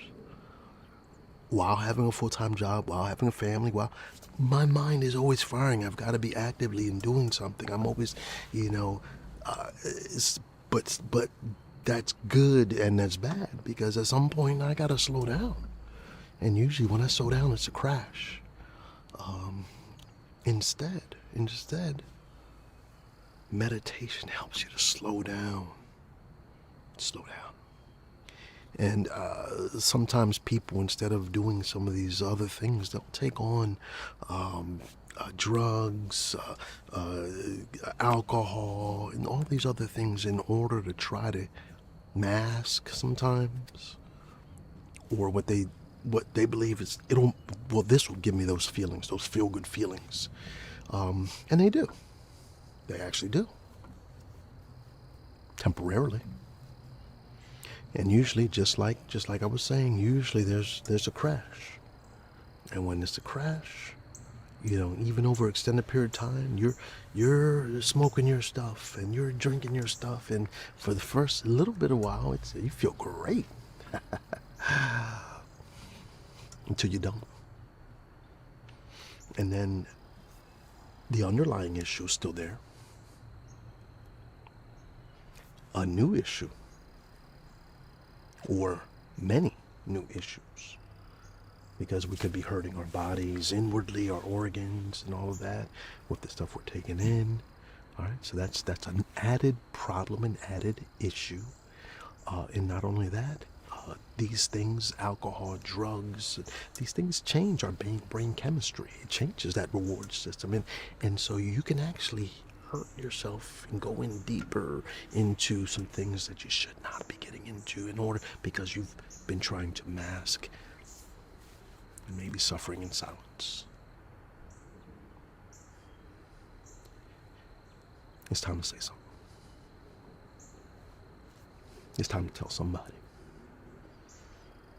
If there's one person on this video that takes my words seriously, and you go and you find some help, and this whole video is worth it. Let me just look at my notes, make sure I didn't leave anything out. Oh, yes.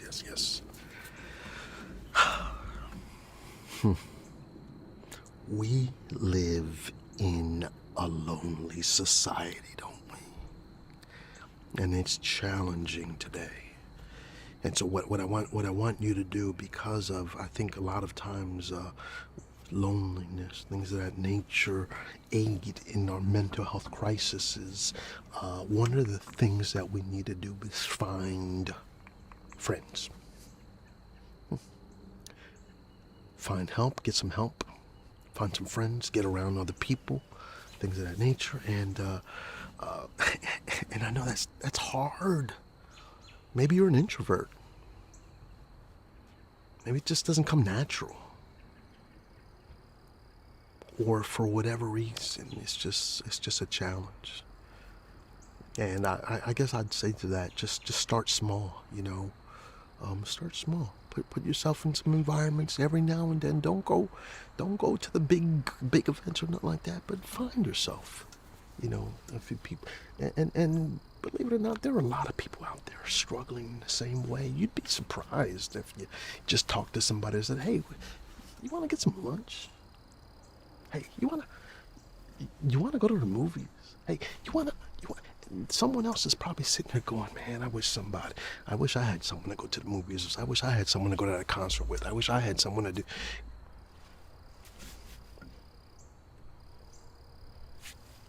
You gonna keep silent? You gonna stay to yourself? Or is it time to open up a little bit? Take a chance.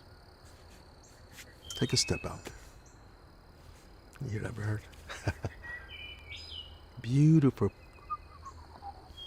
Don't you just love nature? Hey, that's a good idea there. Just take yourself a nature walk sometime. Go out there and connect with God, connect with nature. So find yourself some friends, and then there's so many online resources. I'm gonna put some resources right here in the description field below. If you'd like to be able to find some resources, some things, some places to be able to go, and of course, our comment section is open to you. I will respond as best as I can to as many as I can. If you have questions or comments or anything on there, I try my best to try to do something for everybody. If you put a comment, I try to say something. But I believe this could be a topic that might even challenge me if I believe it's as big as it is, or if this video reaches as far as it could. But nevertheless, I think let's be a tribe right here in the comments section. If someone's there and they're struggling and they're suffering and they're saying something, first let's be gentle with one another. I know this is the internet and you've got trolls and you got this and you got that. Come on, y'all. Let's do better than that, okay? Let's be gentle with people, especially those that are suffering right now through a lot of different things, and let's offer some hope. Isn't that a good word? Yeah, it's a word that we don't really hear enough of. Hope. And I think there is hope. I think there's hope beyond, the darkness and all of that muck and mire and all the stuff that's holding us back and the emotional baggage that we're holding on to. There's hope beyond that. Things can get better. And they will. If you put in just a little bit of work. If you step out there just a little bit. If you start to educate yourself, why am I feeling this way? Why am I hurting? Going online and doing research. And, I do that often. I research myself. I research the things I'm going through. I research, pains and things of that nature.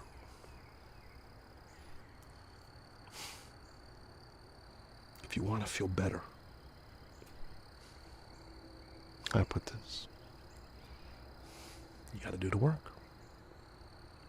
If it hasn't just gone away by itself, I guess you better figure it. Maybe it's not going to go away by itself. Maybe I got to put in the work.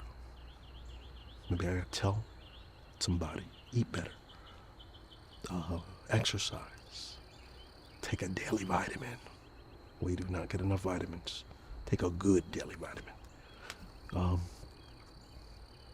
And then, of course, know yourself. And be honest with yourself.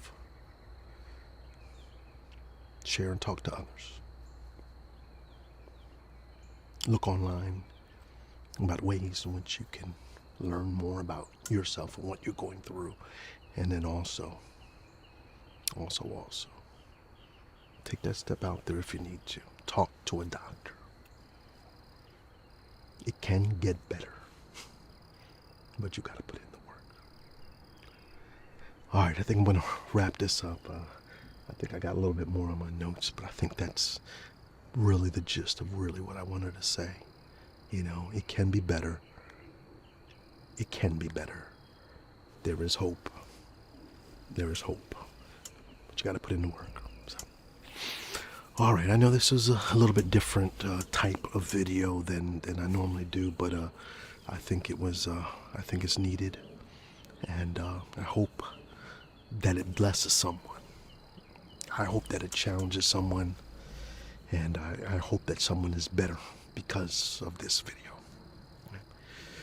Now, I told you at the end I was gonna share something that I plan on doing. Every now and then it almost feels like my body calls for a reset. If you look at probably one of the earliest videos I did, it was the Dr. CB Duck Flower Challenge. That was when I had the channel. This same channel used to be called Happy Healthy Healing, and I had a video where I was taking this duck flower, and it detoxes, and I'm not suggesting you do that. First of all, I would never do it again. Let me tell you right now. But my point in saying that is that was the last time I was really trying to. The whole reason I took it was to try to do a body reset. Every now and then it seems like my body's just saying, look, you got too many toxins, you got too much weight, you got too much going on. It's time, and I'm feeling this time right now. I'm feeling the desire to do a water fast. I've done them before. I'm thinking of doing a 7-day water fast. I'm trying to get myself up for that. I think I'm gonna maybe do a little bit of keto first. I've done this before in order to kind of prepare you. It helps ease you into a fast. The keto, taking the carbs out and all that, so you don't have those spikes, and getting your body recognizing that you're not going to be having those insulin spikes and things of that nature. So I think keto will help me to be able to do the fast a little bit easier. So I'm thinking I may do a week of keto and then a week of water fasting. And so I'm not sure exactly time right now. I'm going in next week. I'm going to walk across the stage and get my master's degree. So I've got to actually fly down to Alabama, and so I'm gonna go down there. And after that, I think it's going to be the right time to come back and restart, since I don't have a lot of other places to go. So I'm going to let this video go. Let me know your thoughts. Don't forget to subscribe right here at Peppered ASMR. Listen, this is a channel where I do a lot of stuff. This is an ASMR based channel, but I take it a lot of different ways. And so if you like variety, you're gonna love it here. I do mainly role plays, but different type of role plays. Sometimes they're serious, dramatic. Sometimes they're funny. Sometimes they're just somewhere in between. And then I do also videos in which, just like now, we're just talking and chatting it up and chopping it up a little bit. And then sometimes I'm a big Eagles fan, so sometimes I'll do something sports related or Sixers related or something like that. But I just do a lot of variety, think a lot of different ways. I get bored. I told you I'd be all over the place, so I need variety. I hate doing the same things over and over again. So that's just not me. I see some channels and it seems like every video is just almost the same type of video over and over again. And I don't knock that. Hey, it works. And it works great. I actually kind of wish I could do it, because I see how the algorithm really blesses somebody who does that. Okay, man. I know it. I just can't do it. Know yourself. And so it might take me a little longer, but I got to be honest and be true to who I am. So anyway, all right, I'm going to let you go here. This has really been a good chat, and I hope you gained something out of this. All right, God bless. Take care, and I'll see you in the next video. Bye-bye.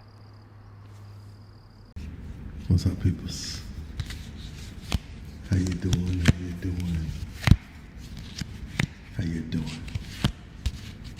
I want to welcome you back for another ramble. I am in sunny Florida right now with the family on vacación.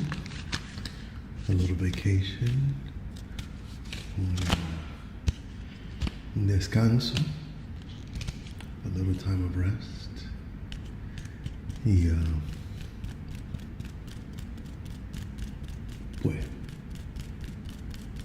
quiero hablar con ustedes un ratito. I want to talk to you guys for just a little while. Con un tema tan importante with a theme that is, well, important. In 51 years of my existence, I've had a number of heartbreaks.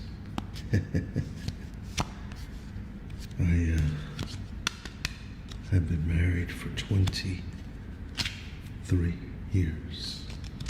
I know in a video or two not too long ago, I may have slipped and said 21 by mistake, but I was wrong then.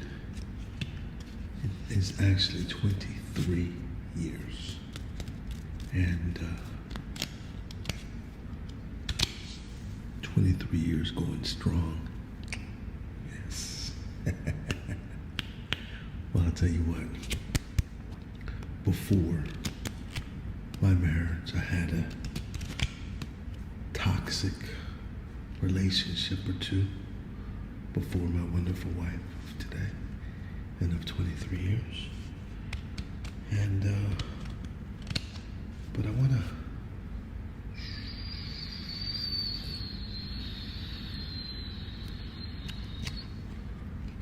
rewind a little bit backward to, well, high school. Yeah, it was, let's see, 1989, 90, yeah, no, 1990, 91 era, yes. And I fell in love, was swept off my feet by this beautiful woman, young lady at the time. And we decided to make preparations for prom. I, well, went out, coordinated her clothing, and the suit I was going to wear, the dress that she would wear. We made plans to how we were going to get there, the limousine we would end up using. And I was really, really looking forward to this this prom.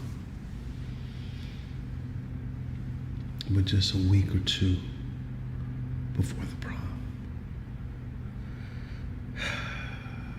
well, Ung's heart was broken. Yes, it was. You see, old girl, she came with some sob story. Now, let me tell you a little backstory. Her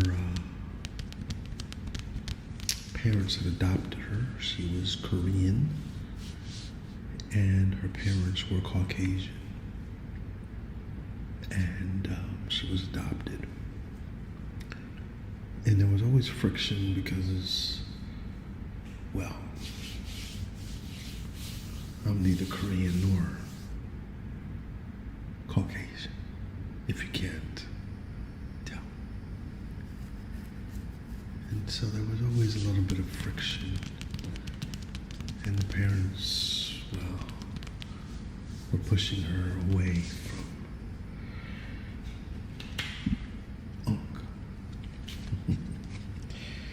My suspicion is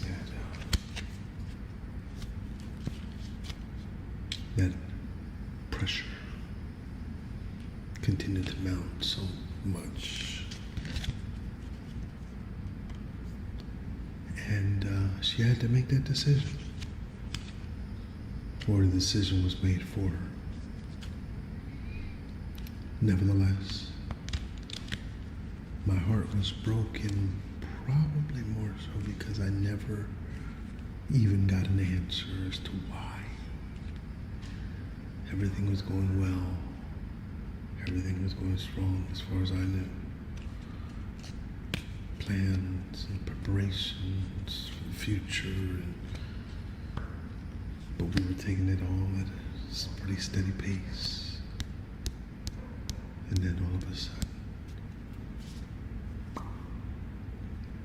no prom, and I didn't get another date. I just didn't go to my senior prom because I felt embarrassed to be dumped like right before the prom. Now I'm gonna tell you all the truth. Your boy was acting a little crazy. Listen, this was my very first heartbreak. And so I needed no answers, and so I would call and try to call and probably call too much, trying to seek an answer.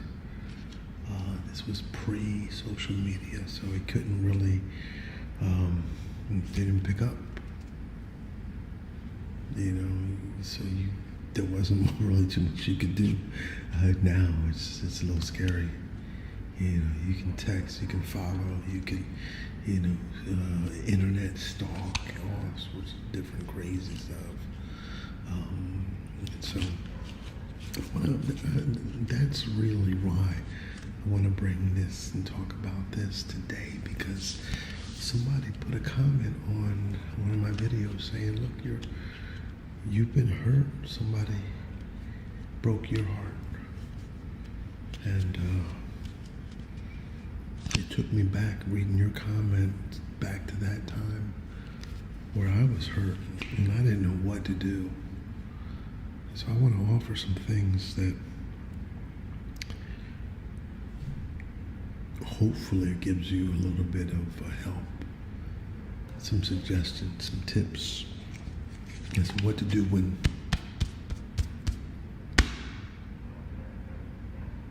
your heart is broken. Well, number one,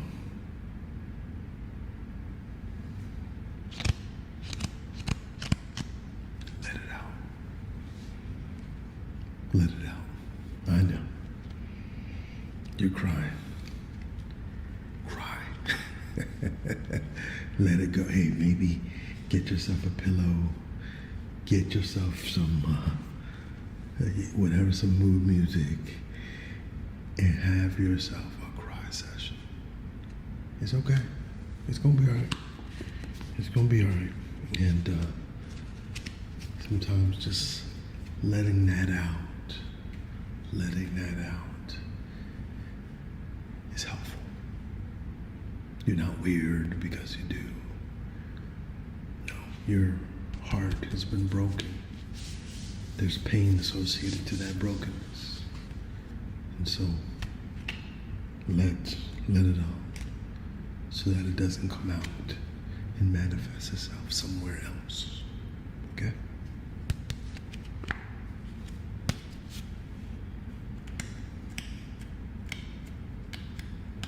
Number two, get moving. That means, get your cry. Get your cry out, but then get up. Get up. I mean, get up and get moving again. Go hang out with some friends.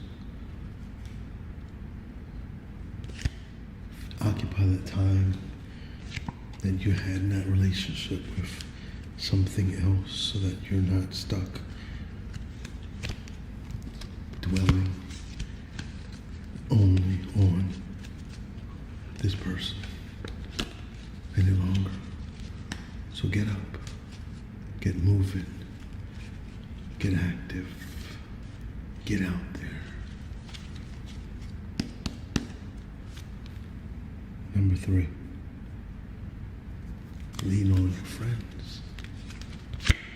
Lean on your support system. Lean on family. Talk with others. Listen, there were some times after a heartbreak I had to call Mama. And tell Mama, you were right. Matter of fact, I think that's what the video that I last did, and he was calling Mama. I said, Mama, you was right about her. You were right. And anyway, sometimes we've cut off relationships with others. Well, your family, your friends, they'll be there. Pick it back up. Pick it back up.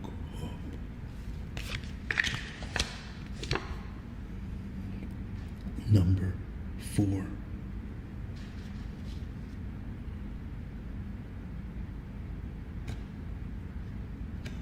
Cut it off.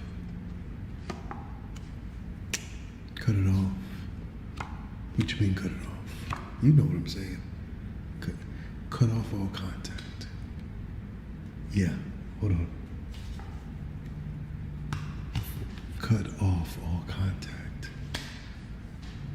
Don't call her. Don't call him. Don't go to the spot you know they're gonna be at every Monday night.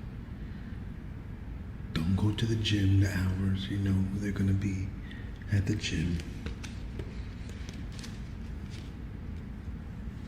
Don't stalk their Facebook page or their Instagram page or their any social media site page.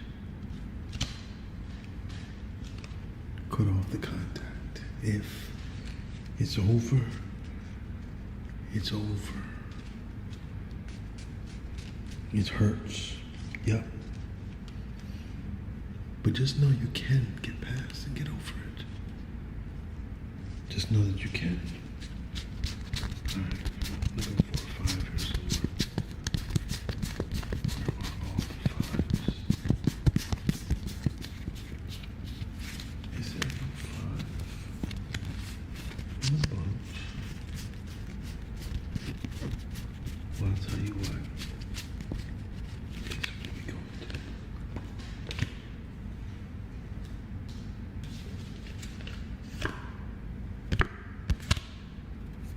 Number 4 plus 1, which is number 5. Take care of yourself.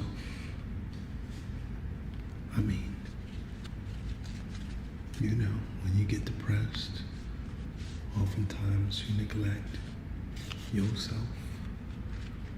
Yeah, still hit the gym. You need it. You need that release anyway. Alright? Still eat the right things. Don't go now to throwing aside all your good healthy eating habits. Yeah, you can get yourself a milkshake every now and then or drown with some buns there occasionally. I don't even know if they sell buns anymore, but be careful. Be careful. Take care of yourself. And then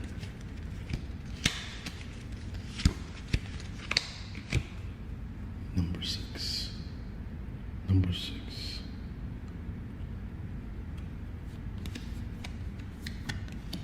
Meditate. Reflect. Remember. Some people, they like to journal. Others reflect Take time to meditate and think. I want to challenge you in your writing and your thinking. How did I get to this spot? How did this relationship go south? How did it sour? Were there any things I could have done differently?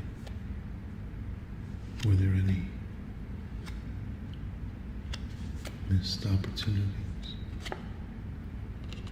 And in your journaling and in your time of reflection,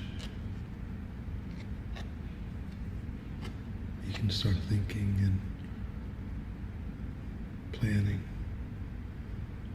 to do things different in the future, to even learn from, well, the mistakes of the past. So I challenge you to do that. Well,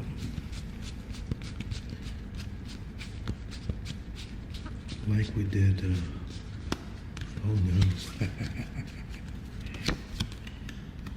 number 7, lucky number 7, and finally, number 7 is it takes time. There are some things that just take time to heal from. And what do they say? Time heals all wounds. And while at the time I remember feeling like the whole world was crashing in around me, I didn't have the answers, and I'm a person that likes answers. But sometimes you realize, hey, I'm not in control. And you come to that realization, and then you just decide to move on with your life. You recognize your value. Recognize that your greatness isn't limited to who you're with, your partner, anyone else. It's there within you. Recognize your greatness, your value, and live up to that. Yeah, it hurt. And that first heartbreak was only one of many. But each one taught me something, and each one prepared me for the wonderful marriage I've had now for 23 years. And if I could go back and do it over again, I wouldn't change a thing, because everything has led me to be exactly where I am right now. If you're going through it, you can get through it. It's going to take a little time. Don't give up. Wake up optimistic each day. Continue to keep a smile on your face. Continue to stay and hold on to hope. Look to God as your source of strength, and continue moving forward each day. I hope I has said something, just one or two things that might have encouraged, strengthened, helped